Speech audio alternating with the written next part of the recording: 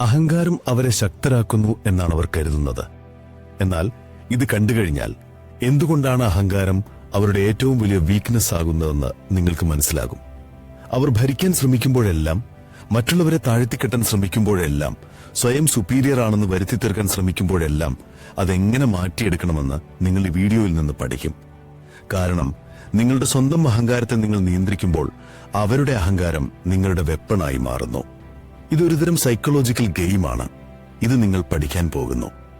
മിക്ക ആളുകളും ഒരിക്കലും അറിയാത്ത ഒരു രഹസ്യം ഞാൻ പറയാം. അഹങ്കാരത്തിന് സത്യത്തെക്കുറിച്ച് ചിന്തയില്ല. അത് ഇല്യൂഷൻസിൽ നിന്ന് ഊർജം കണ്ടെത്തുന്നു. ആ ഇല്യൂഷൻ വളരെ ലളിതമാണ്. ഞാൻ നിങ്ങളെക്കാൾ മികച്ചവനാണ്. നിങ്ങളൊരു മുറിയിലേക്ക് കടന്നു ചെല്ലുമ്പോൾ ആരെങ്കിലും നിങ്ങളെ ഉടൻ തന്നെ വിലയിരുത്തും. നിങ്ങൾ ചെയ്ത കാര്യങ്ങളെ അടിസ്ഥാനമാക്കിയല്ല, മറിച്ച് അവരെ താരതമ്യേന ഉന്നതരായി തോന്നാൻ സഹായിക്കുന്നതിനെ അടിസ്ഥാനമാക്കിയാണ് അവർ വിലയിരുത്തുന്നത്. അവർ താടി ഉയർത്തിപ്പിടിക്കും. അവരുടെ ചിരിയിൽ നേരിയൊരു പരിഹാസമുണ്ടാകും. അവരുടെ വാക്കുകൾ പിന്തുണ നൽകുന്നതായി തോന്നും, പക്ഷേ അത് പൊള്ളയാണ്. ഓ, നിങ്ങൾ അവിടെ എത്തിയോ? അതൊരു നല്ല ചിന്തയാണ്. ഞാനും പണ്ടൊക്കെ അങ്ങനെ ചിന്തിച്ചിരുന്നു. ഇതൊന്നും അഭിനന്ദനങ്ങളല്ല, ഇത് ക്ലൂസ് ആണ്. ഞാൻ നിങ്ങളെക്കാൾ മുകളിലാണ്, നിങ്ങൾ എവിടെയാണോ അവിടെ തന്നെ നിൽക്കുക എന്ന് പറയുന്ന ക്ലൂസ്. നിങ്ങൾ ശ്രദ്ധിച്ചില്ലെങ്കിൽ നിങ്ങൾ അതിൽ വീണുപോകും. നിങ്ങൾ സ്വയം തെളിയിക്കാനും വിശദീകരിക്കാനും പ്രതികരിക്കാനും തുടങ്ങും. അങ്ങനെ അവർ നിങ്ങളെ ട്രാപ്പ് ചെയ്യും. നോക്കൂ, അഹങ്കാരം നിങ്ങളെ നേരിട്ട് ആക്രമിക്കില്ല. അത് നിങ്ങളെ ആകർഷിക്കുകയാണ് ചെയ്യുന്നത്. ആകാംക്ഷയായി തോന്നുന്ന അവഗണന, ഉപദേശമായി തോന്നുന്ന പരിഹാസം, നിയന്ത്രണമായി തോന്നുന്ന നിർദ്ദേശങ്ങൾ, ഇതെല്ലാം അതിൽ ഉപയോഗിക്കുന്നു. അവർ നിങ്ങൾ എന്റെ താഴെയാണെന്ന് നേരിട്ട് പറയില്ല. ഒരു ടീച്ചർ കുട്ടിയെ പഠിപ്പിക്കുന്നത് പോലെ പുച്ഛത്തോടെയും സാവധാനത്തിലുള്ള തലയാട്ടത്തിലൂടെയും നിങ്ങളെ തിരുത്തുന്ന രീതിയിലൂടെ അത് നിങ്ങൾക്ക് അനുഭവപ്പെടുത്തും. നിങ്ങളെ തന്നെ തെളിയിക്കാൻ നിങ്ങൾക്ക് എന്തെങ്കിലും ആവശ്യമുണ്ടെങ്കിൽ നിങ്ങൾ ഇതിനകം ട്രാപ്പിലകപ്പെട്ടു. കാരണം നിങ്ങൾ പ്രതികരിക്കുന്നത് തന്ത്രപരമായിട്ടല്ല, നിങ്ങൾ വൈകാരികമായാണ് പ്രതികരിക്കുന്നത്. നിങ്ങൾ അവരുടെ നിലവാരത്തിലേക്ക് ഉയരാൻ ശ്രമിക്കുന്നു. അതിനെ അർത്ഥം നിങ്ങൾ അവരെക്കാൾ താഴ്ന്നവരാണെന്ന് നിങ്ങൾ സമ്മതിച്ചു എന്നാണ്. അഹങ്കാരത്തിന്റെ കളി ഇങ്ങനെയാണ്. അവർ നിങ്ങളെ കീഴടങ്ങാൻ നിർബന്ധിക്കില്ല, അതതിനെ പ്രകോപിപ്പിക്കുന്നു, എന്നിട്ട് നിങ്ങളുടെ റോൾ ചെയ്യാൻ അനുവദിക്കുന്നു. ഇത് മനസ്സിലാക്കുക. കൂടുതൽ സംസാരിക്കുന്നയാൾ സാധാരണയായി ഒരു നടനായിരിക്കും. ശ്രദ്ധിക്കുന്നയാളാണ് യഥാർത്ഥ തന്ത്രജ്ഞൻ. ആരെങ്കിലും തങ്ങളാണ് മികച്ചവരും ശക്തരുമെന്ന് കരുതുന്നുണ്ടെങ്കിൽ അവർ നിങ്ങളെ അഭിനയിക്കാൻ പ്രേരിപ്പിക്കും. കൂടുതൽ സംസാരിക്കാൻ അവർ നിങ്ങളെ പ്രോത്സാഹിപ്പിക്കും. നിങ്ങളുടെ വൈകാരികമായ ഇൻവെസ്റ്റ്മെന്റ് അവർക്ക് കാണിക്കുക. അവരുടെ അംഗീകാരം നിങ്ങൾക്ക് എത്രത്തോളം പ്രധാനമാണെന്ന് അവർക്ക് കാണിക്കുക. അംഗീകാരത്തിനായി നിങ്ങൾ ഡാൻസ് ചെയ്യാൻ തുടങ്ങിയാൽ പിന്നെ നിങ്ങളൊരു ഭീഷണിയല്ല. നിങ്ങൾ പ്രിഡിക്റ്റബിളും മാനേജബിളും എളുപ്പമുള്ളവരുമാകുന്നു. അതുകൊണ്ടാണ് സാമൂഹിക കാര്യങ്ങളിൽ ബുദ്ധിയുള്ള ആളുകൾക്ക് അഹങ്കാരികളായ ആളുകളോട് തോൽവി സംഭവിക്കുന്നത്. ശ്രദ്ധിക്കപ്പെടേണ്ട ആവശ്യകതയിൽ അവർ വൈകാരികമായി കുടുങ്ങിപ്പോകുന്നു. എന്നാൽ നിങ്ങളതെല്ലാം നിർത്താൻ പോകുകയാണ്. ആരും പറയാത്തൊരു വിരോധാഭാസം ഇതാ. തങ്ങളെക്കാൾ മികച്ചവരാണെന്ന് കരുതുന്ന ഒരാളുടെ മുന്നിൽ നിങ്ങളുടെ വില തെളിയിക്കാൻ ശ്രമിക്കും തോറും നിങ്ങൾക്ക് വില കുറഞ്ഞതായി തോന്നും. നിങ്ങളുടെ വില നിങ്ങൾക്കറിയാമെങ്കിൽ പിന്നെ എന്തിനാണ് അതിനുവേണ്ടി വാദിക്കുന്നത്? സത്യമായ ഒരു കാര്യത്തെ എന്തിനാണ് പ്രതിരോധിക്കുന്നത്?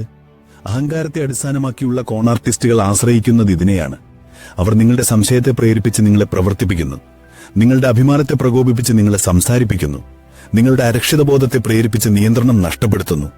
മിക്ക ആളുകളും അതിൽ വീണുപോകുന്നത് അവർ ദുർബലരായതുകൊണ്ടല്ല.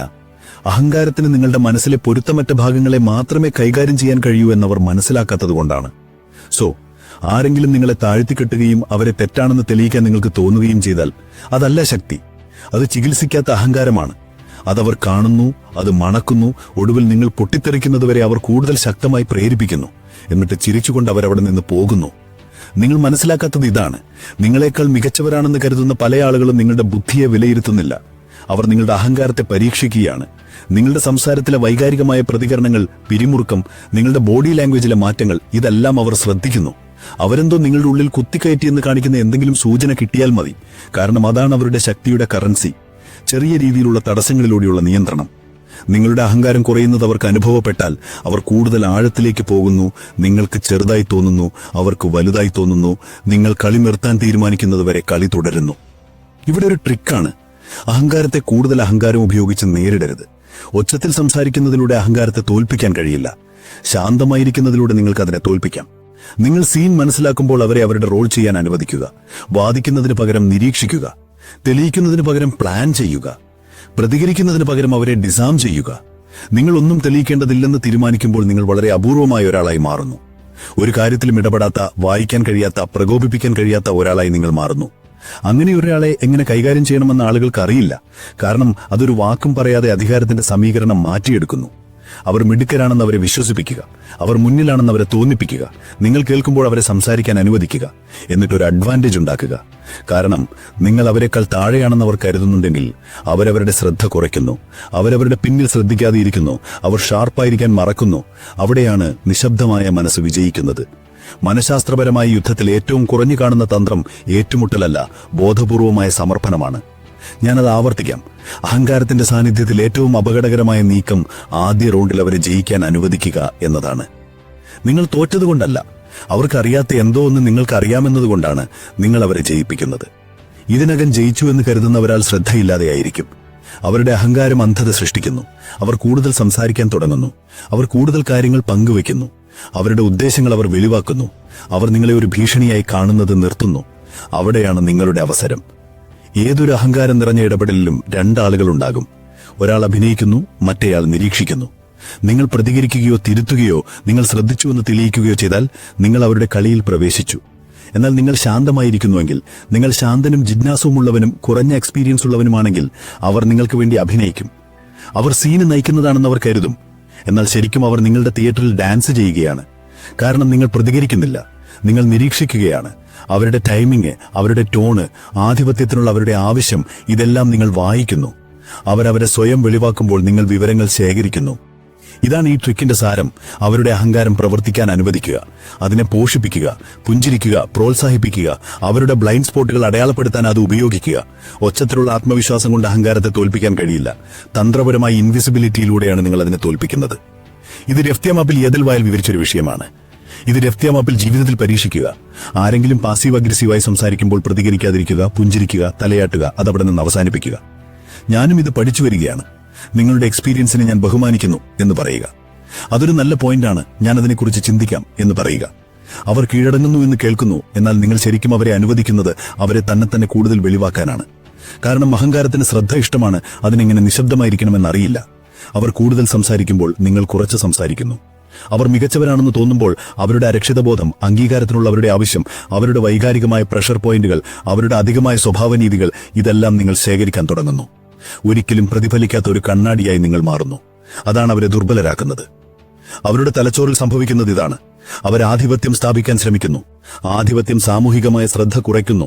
ശ്രദ്ധ കുറയുന്നത് അധികമായ വെളിവാക്കലിലേക്ക് നയിക്കുന്നു. അധികമായ വെളിവാക്കൽ നിങ്ങൾക്ക് പാറ്റേണുകളുടെ ബലഹീനതകളും അഡ്വാൻറ്റേജുകളും നൽകുന്നു.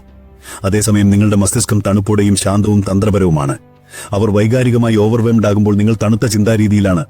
ഈ അസന്തുലിതാവസ്ഥയാണ് എല്ലാത്തിനെയും തലകീഴായി മാറ്റുന്നത്. സംഭാഷണം നേരിട്ട് നയിക്കേണ്ട ആവശ്യമില്ല. അവർക്ക് സ്വയം കാണിക്കാൻ ഒരു അവസരം കൊടുക്കുക, എന്നിട്ട് ശരിയായ നിമിഷത്തിൽ അതിനെ മാറ്റുക. ഉദാഹരണത്തിന്, അവരാരുടെയെങ്കിലും പേര് പറയുമ്പോൾ ചോദിക്കുക, ഇതെങ്ങനെ സംഭവിച്ചു? അവരാദ്യം മുതലേ നിങ്ങളെ വിശ്വസിച്ചോ? അവരുടെ അഹങ്കാരത്തിലേക്ക് ആഴത്തിൽ കുഴിച്ചിറങ്ങാൻ അവരെ അനുവദിക്കുക. കഥയുടെ സ്വന്തം വേർഷനുമായി വൈകാരികമായ അടുപ്പം തോന്നാൻ അവരെ അനുവദിക്കുക. കാരണം ഇപ്പോൾ നിങ്ങൾക്കാണ് ഇതിന്റെ നിയന്ത്രണം. നിങ്ങൾ അവരെ ഭരിക്കേണ്ടതില്ല, അവരെ തന്നെ ഭരിക്കാൻ നിങ്ങൾ അനുവദിച്ചു. ഇപ്പോൾ അവരതിൽ കുടുങ്ങിയിരിക്കുകയാണ്. നിങ്ങളുടെ ജോലി മിടുക്കനായി കാണിക്കുക എന്നതല്ല, ജയിക്കാൻ ആവശ്യത്തിന് കുറച്ചു കാണുകയാണ് നിങ്ങളുടെ ജോലി. നിങ്ങൾ അവരെ നേരത്തെ തിരുത്തിയാൽ അവർ പ്രതിരോധം തീർക്കും. അവർ നിങ്ങളെ ശ്രദ്ധിക്കാൻ തുടങ്ങും. അവരതിനനുസരിച്ച് മാറാൻ തുടങ്ങും. എന്നാൽ അവർ നിങ്ങളെ ഒരു ഭീഷണിയായി കാണുന്നില്ലെങ്കിൽ അവർക്ക് തടസ്സമുണ്ടാകില്ല. അവർ ഒളിക്കുകയുമില്ല. അവർക്കൊന്നും സംശയം തോന്നുകയുമില്ല. അവിടെയാണ് നിങ്ങളുടെ സ്വാധീനം ആരും അറിയാതെ കടന്നുപോകുന്നത്. ഒരു വാക്യം, കൃത്യസമയത്തുള്ള പോസ്, റൂമിന്റെ റീകാലിബ്രേഷൻ. വ്യക്തതയോടെ നിങ്ങൾ സംസാരിക്കുമ്പോൾ സാമൂഹികമായ ബാലൻസ് പുനഃസ്ഥാപിക്കാൻ അത്രമാത്രം മതി.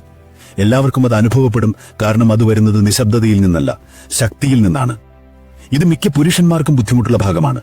തന്ത്രപരമായി വിജയിക്കാൻ കഴിയുന്നതുവരെ കുറച്ചു കാണുന്നത് സഹിക്കാൻ നിങ്ങൾക്ക് കഴിയുമോ? അവർ ശക്തി കാണിക്കുമ്പോൾ നിങ്ങൾക്ക് ശാന്തമായിരിക്കാൻ കഴിയുമോ? അവർ നിങ്ങളെക്കുറിച്ച് അസംഷൻസ് നടത്തുമ്പോൾ, നിങ്ങൾ അവിടെ ഇല്ലാത്തതുപോലെ അവർ കഥ പറയുമ്പോൾ നിങ്ങൾക്ക് സഹിക്കാൻ കഴിയുമോ? നിങ്ങൾക്ക് കഴിയുമെങ്കിൽ നിങ്ങൾ തോൽക്കുന്നില്ല. നിങ്ങൾ കുറച്ചു കാലത്തേക്കുള്ള അഭിമാനത്തെ ദീർഘകാലത്തേക്കുള്ള പൊസിഷന് വേണ്ടി കൈമാറ്റം ചെയ്യുകയാണ്. തന്ത്രജ്ഞൻ ചിന്തിക്കുന്നത് ഇങ്ങനെയാണ്. കാരണം അഹങ്കാരത്തിന് ഇപ്പോൾ കയ്യടി വേണം. ബുദ്ധിയുള്ള ഒരാൾക്ക് ചെക്ക്മേറ്റ് പിന്നീട് മതി. നിങ്ങളൊരു മണ്ടനല്ലെന്നും അവരെ ബുദ്ധിപരമായി ചിന്തിക്കാൻ അനുവദിച്ചത് നിങ്ങളാണെന്നും അവർ മനസ്സിലാക്കുമ്പോൾ അത് അവരെ വേദനിപ്പിക്കും. സംഭാഷണത്തിന്റെ ഓർമ്മകൾ അത് മാറ്റിയെഴുതും. നിങ്ങളുടെ നിശബ്ദത, നിങ്ങളുടെ സംയമനം, നിങ്ങളുടെ വിവരമില്ലായ്മയുള്ള സമ്മതം, ഇതെല്ലാം അവരെ വേട്ടയാടും. ഇപ്പോൾ വ്യക്തമാണ്, നിങ്ങൾ അവരുടെ താഴെയായിരുന്നില്ല, നിങ്ങൾ ഈ കളിക്ക് മുകളിലായിരുന്നു. നിങ്ങൾ അവരുടെ അഹങ്കാരത്തെ നേരിട്ട് എതിർക്കുന്നില്ല. നിങ്ങൾ അവരെ തോൽപ്പിക്കാൻ ശ്രമിക്കുന്നില്ല. നിങ്ങൾ അവരുടെ അംഗീകാരത്തിനായി പോകുന്നില്ല. അവരെ സംസാരിക്കാൻ അനുവദിക്കുക, അവരെ വിശ്വസിക്കാൻ അനുവദിക്കുക, അവരെ അഭിനയിക്കാൻ അനുവദിക്കുക. അവരവരുടെ ഇലൂഷൻ ആഹാരം നൽകുമ്പോൾ നിങ്ങൾ നിങ്ങളുടെ സ്ട്രാറ്റജി മെനയുന്നു.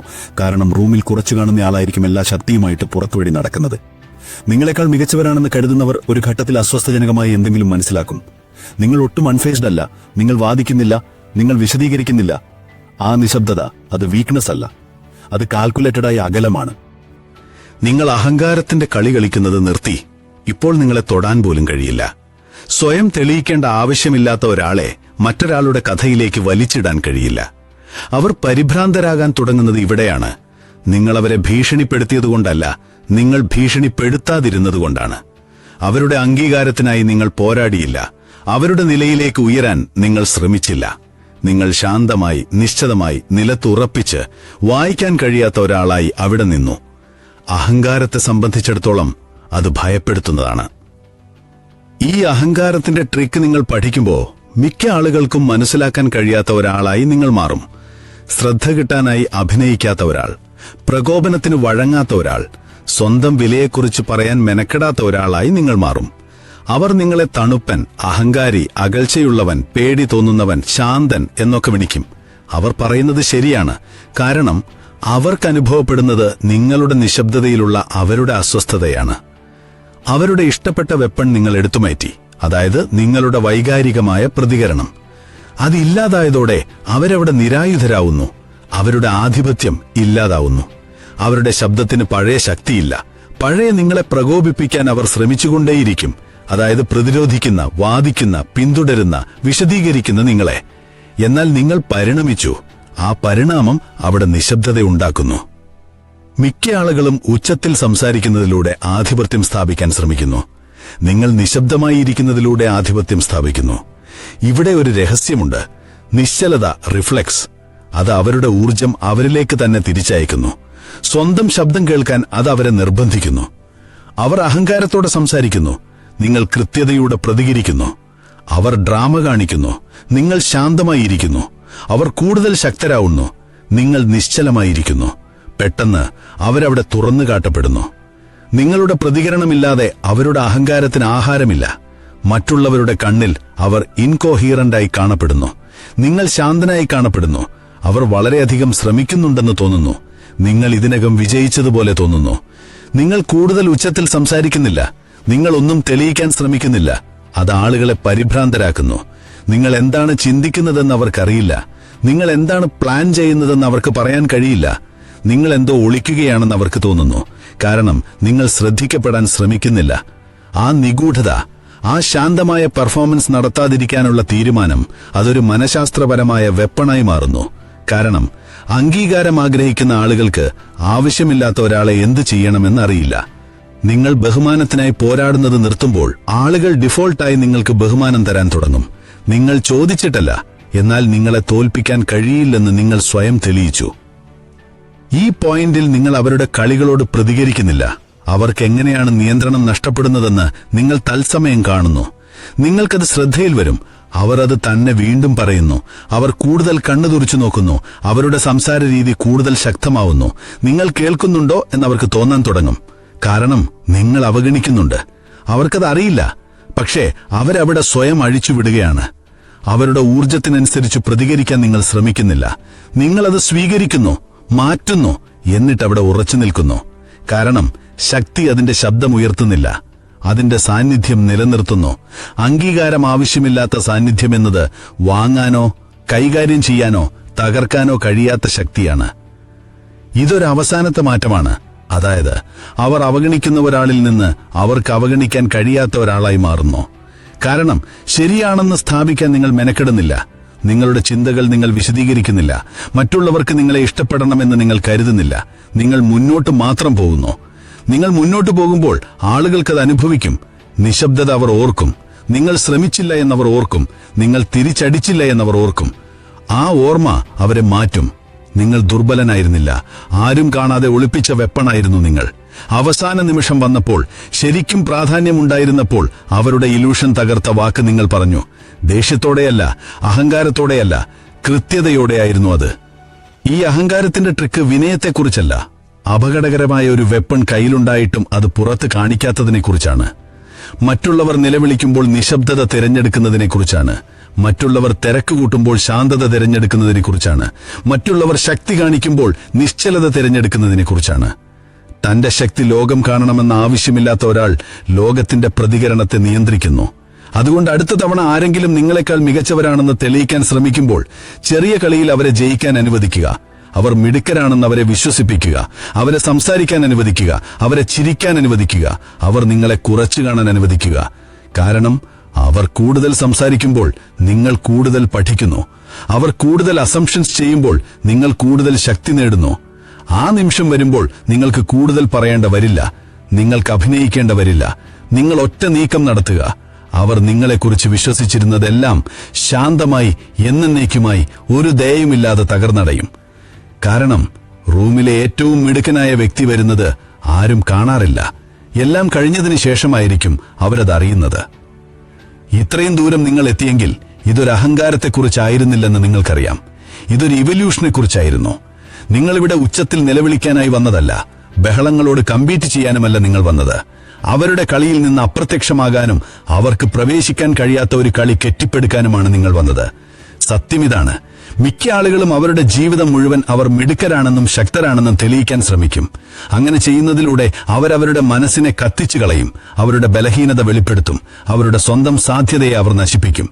എന്നാൽ നിങ്ങൾ വ്യത്യസ്തമായി ഒന്ന് തിരഞ്ഞെടുത്തു. ശ്രദ്ധിക്കപ്പെടുന്നതിനേക്കാൾ നിശബ്ദത, അംഗീകാരത്തെക്കാൾ നിശബ്ദത, അഭിമാനത്തെക്കാൾ സ്ട്രാറ്റജി. അത് വളരെ വിരളമാണ്. അത് അപകടകരമാണ്. അതുകൊണ്ടാണ് നിങ്ങൾ വിജയിക്കുന്നത്. അതുകൊണ്ട് അവരെ നിങ്ങളെ കുറച്ചു കാണട്ടെ. അവരെ സംസാരിക്കാൻ അനുവദിക്കുക. അവരെ ചിരിക്കാൻ അനുവദിക്കുക. അവർ നിങ്ങളുടെ മുന്നിലാണെന്ന് അവരെ തോന്നിപ്പിക്കുക. സമയം വരുമ്പോൾ വിശദീകരിക്കേണ്ട, മുന്നറിയിപ്പ് കൊടുക്കേണ്ട, വെറുതെ മാറുക. നിങ്ങൾ മാറുമ്പോൾ അതൊരു മറക്കാൻ കഴിയാത്ത നീക്കമായിരിക്കണം. കാരണം കേൾക്കേണ്ട ആവശ്യമില്ല നിങ്ങൾക്ക്. നിങ്ങൾ ഓർക്കപ്പെടും. ഈ മെസ്സേജ് ആഴത്തിൽ പതിഞ്ഞുണ്ടെങ്കിൽ വെറുതെ കാണുകയും സ്ക്രോൾ ചെയ്യുകയും ചെയ്യരുത്. സംസാരിക്കൂ. താഴെ നിങ്ങളുടെ അഭിപ്രായങ്ങൾ രേഖപ്പെടുത്തൂ. നിങ്ങളുടെ പഴയ സ്വയത്തെ വെളിപ്പെടുത്തിയ ഭാഗം ഏതാണെന്നും നിശബ്ദതയിൽ നിങ്ങൾ ഉപയോഗിക്കാൻ പോകുന്ന ഭാഗം ഏതാണെന്നും എന്നെ അറിയിക്കൂ. ഞാൻ എല്ലാ കമന്റുകളും വായിക്കും. കാരണം ഇതൊരു കണ്ടന്റ് മാത്രമല്ല, ഇതൊരു അഡ്ജസ്റ്റ്മെന്റ് ആണ്. മറ്റുള്ളവരെ വാദിക്കാൻ അനുവദിക്കൂ. ബഹളം അവരെ വഴിതെറ്റിക്കട്ടെ. നിങ്ങളൊരു വാക്ക് അവിടെ ഇടുക. നിങ്ങൾ ആരാകാൻ പോകുന്നത് എന്ന് നിങ്ങൾക്ക് കൃത്യമായി അറിയാമെന്ന് വിശ്വസിച്ച് നടക്കുക.